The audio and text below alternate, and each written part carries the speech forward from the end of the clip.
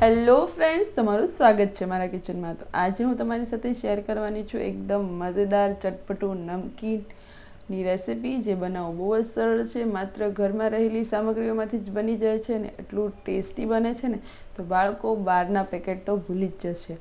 અને નાનાથી મોટા બધાને બહુ જ ભાવવાનું છે અને તમને બનાવવામાં પણ બહુ જ મજા આવવાની છે. એટલું ઇઝી પણ છે અને ટેસ્ટી પણ છે.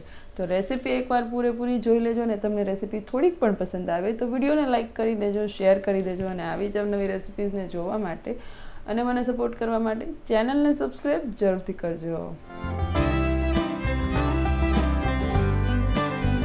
તો સૌપ્રથમ અહીંયા આપણે એક પેસ્ટ તૈયાર કરીશું. તો એક નાનો ટુકડો આદુનો અને એક મીડિયમ તીખું મરચું આવી રીતે પેસ્ટ તૈયાર કરી લેવાની છે.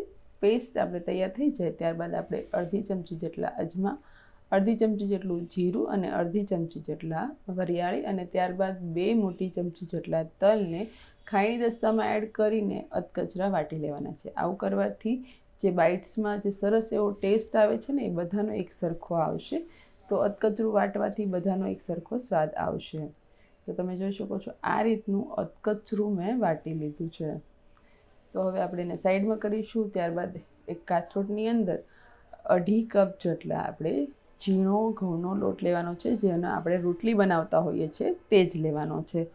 તો એવી રીતે વચ્ચે ખાડો કરી લઈશું ને ત્યારબાદ આપણે એની અંદર જે અધકચરા મસાલા વાટેલા છે, તલ, વરિયાળી, અજમા અને જીરું, એને અહીંયા ઉમેરી દેવાનું છે. ત્યારબાદ જે ઘરના મસાલા છે એ જ ઉમેરીશું.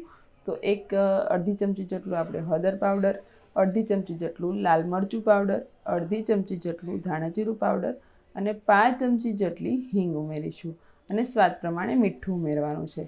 ત્યારબાદ 4 થી 5 મોટી ચમચી જેટલું આપણે તેલ લેવાનું છે. તેલની અંદર આપણે ચપટી હિંગ ઉમેરી દીધા બાદ જે પેસ્ટ આદુ મરચાંની તૈયાર કરી છે એ ઉમેરી દેવાની છે અને 30 સેકન્ડ જેટલું આપણે એને મિક્સ કરવાનું છે. અને આદુ અને મરચાંનો જે કચાશ પડતો સ્વાદ છે ને જતો રહે ને એટલું જ આપણે એને મતલબ કે તેલની અંદર શેકવાનું છે. અને ગરમ હોવાને કારણે આપણે ચમચીની મદદથી જ 1-8 મિનિટ માટે આવી રીતે મિક્સ કરીશું, જેથી કરીને છે ને મસાલા એકદમ સરસ મિક્સ થશે ગરમ ગરમ.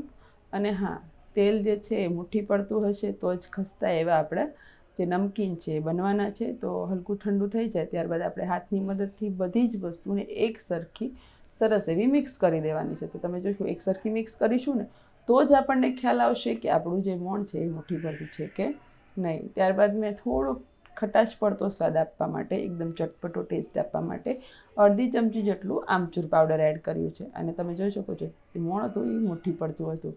હવે આપણે જે મીડિયમ ખાટી છાશ છે એ લીધી છે મેં. જો તમારી પાસે બહુ ખાટી છાશ હોય તો તમે આમચૂર પાવડર ઉમેરવા ના માગતા હોય તો તમે એને સ્કીપ કરી શકો છો. તો મીડિયમ ખાટી છાશથી આપણે લોટ બાંધવાનો છે. તો મેં 1 કપ જેટલી છાશ છે, એટલે કે ટોટલ મારી પાસે 1 ગ્લાસ છાશ હતી, એ બધી જ છાશ મેં લોટ બાંધવામાં ઉપયોગમાં લઈ લીધી છે. મને પાણીનો ઉપયોગ કરવાની જરૂર પડી નહીં. જો તમને એવું લાગે થોડુંક પાણી ઉમેરવું છે તો ઉમેરી શકો છો, અને જો તમારે બીજું છાશ ઉમેરવી હોય તો તમે ઉમેરી શકો. આ રીતે નહીં એકદમ ઢીલો કે નહીં એકદમ કઠણ, એ રીતે મીડિયમ આપણે જે પૂરી માટેનો લોટ બાંધતા હોઈએ છીએ એવો લોટ આપણે અહીંયા બાંધવાનો છે. તો તમે જોઈ શકો આ રીતનો લોટ આપણે બંધાઈ ગયો છે. અને થોડુંક અમથું તેલ અહીંયા લગાવવાનું છે લોટને ગ્રીસ કરવા માટે. અને ત્યારબાદ આપણે એને 10 થી 15 મિનિટ માટે રેસ્ટ આપી દેવાનો, જેથી કરીને હલકું એમ કૂણ આવી જાય અને સરસ એવા આપણા નમકીન પારા બને. તો તમે જોઈ શકો છો આવી રીતે હલકું મસળી લીધું અડધી મિનિટ માટે અને એને ઢાંકીને 10 મિનિટ માટે થવા દેવાનું છે. એમને રવા દેશો એટલે સરસ એવી લોટની અંદર કૂણ આવી જશે. તો 10 મિનિટ જેવું થઈ જાય એટલે તમે જોઈ શકો છો લોટમાં સરસ એવી કૂણ આવી ગઈ છે. અને આવી રીતે મીડિયમ લુવા બનાવી લેવાના છે બધા. અને લુવા બનાવીને આપણે એના રોટલી જેવી થિકનેસ એવી રોટલી વણવાની છે. તો હલકો એવો ઘઉંનો લોટ લગાવી દેવાનો, જેવી રીતે આપણે રોટલી વણતા એવી રીતે જ. અને એને સરસ એવું મીડિયમ પતલું વણવાનું છે. એકદમ પતલું પણ નહીં વણીએ, જેટલી જાડી રોટલી રાખતા હોઈએ એ રીતે જ જાડું રાખીશું. તમે જોઈ શકો છો આ રીતની એની થિકનેસ છે. અને આવી રીતે ડાયમંડ શેપમાં આપણે એને કટ કરવાનું છે. એકદમ ઝીણું ઝીણું નહીં કરીએ, મીડિયમ રાખીશું, જેથી કરીને એક બાઇટ આપણે પકડીએ એવી રીતે. તો તમે જોઈ શકો છો આવી રીતે મીડિયમ એવા ડાયમંડ શેપના આપણે કટ કરી લેવાના છે. તમે બીજો કોઈ પણ શેપ આપવા માગતો હોય, સ્ક્વેર છે તો, અથવા તો તમે નાચોસના શેપમાં કરવા માગતા હોય તો પણ એ કરી શકો છો. મેં આ રીતે ડાયમંડ શેપ જ આપું છું. ઇઝી પણ રહી છે અને ઝટપટ બની પણ જાય છે. તો આ રીતે તમે જોઈ શકો છો ડાયમંડ શેપ મેં આપી દીધો છે. તો આ રીતે શેપમાં આપણે કટ કરી લીધું છે અને આપણે હવે ગરમ તેલ ઓલરેડી અમે ખાવા મૂકી દીધું જ છે.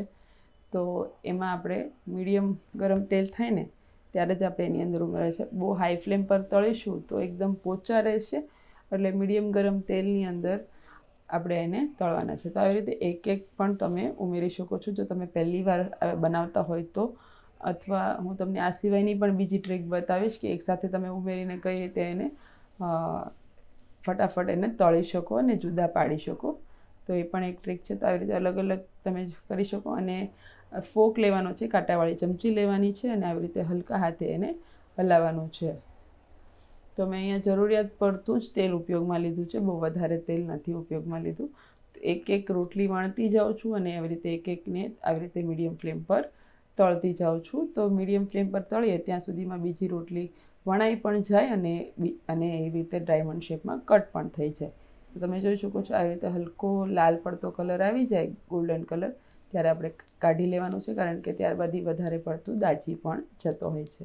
તો આવી રીતે એક એક કરીને ઉમેરવા કરતાં એકસાથે તમે ફટાફટ ઉમેરી દો, તમારી રોટલી વણાઈ જાય એટલે.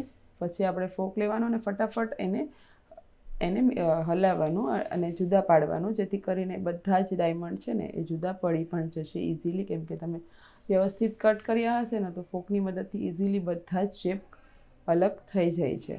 અને સરસ એવા તળીને આપણે બહાર કાઢી લેવાના છે.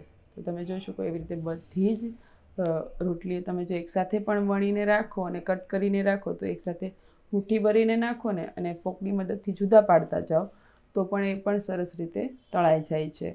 તમને જે રીતે ફાવે એ રીતે તમે તળી શકો છો. તો આવી રીતે બધા જ નમકીન પારા મેં બનાવીને તૈયાર કરી લીધા છે અને ટેસ્ટમાં બહુ જ સરસ લાગે છે અને ઝટપટ બની પણ જાય છે. નહીં મોટી તામઝામ.